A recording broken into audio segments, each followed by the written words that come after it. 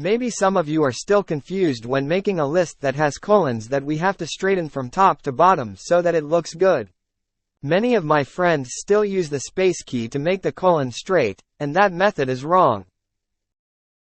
The method is very easy. We don't use the space key on your keyboard, but we use the tab key.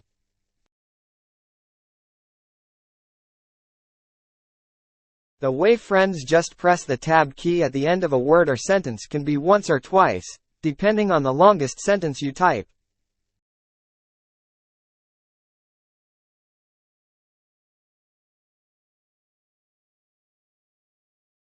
In this way, the friends' colons will be straight from top to bottom.